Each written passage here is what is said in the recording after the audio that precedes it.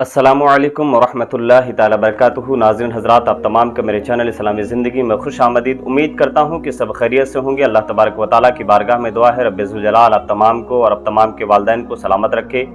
नाज़रीन हज़रात, अगर पहली बार मेरे चैनल में आए हैं तो मेरे चैनल को सब्सक्राइब करें, बेल आइकन ऑन कर दें ताकि वीडियो की नोटिफिकेशन सबसे पहले आपको मिले।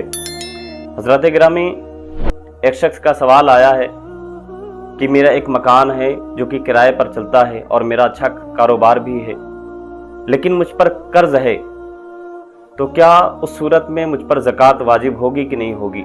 तो देखिए, मैं सबसे पहले आपको बता दूं कि ये ज़कात ये भी नमाज ही की तरह फ़र्ज़ ऐन है।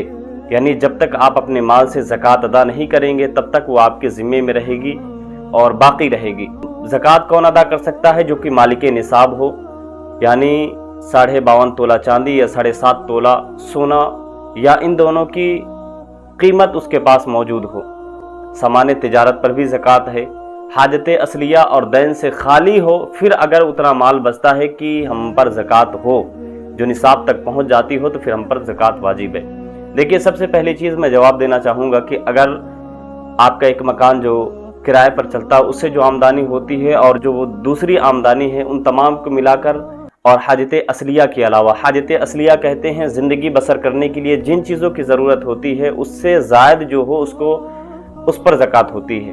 यानी जिन चीज़ों की ज़रूरत है ज़िंदगी बसर करने के लिए वो हाजत असलिया है, इनके अलावा। और दैन बोलते हैं कर्ज़ को।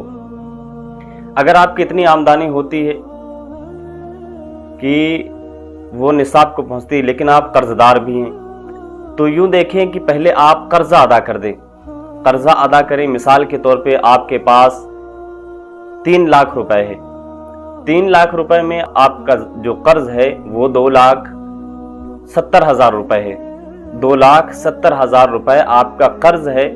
तो पहले आप कर्ज अदा करें और कर्ज अदा करने के बाद तो चूंकि अब जो आपके पास माल बचता है, अब देखें ये माल निसाब को पहुंचता है या नहीं पहुंचता। यानी 40वां हिस्सा 100 रुपए में 2.5 रुपए रब्बे कायनात को देना है।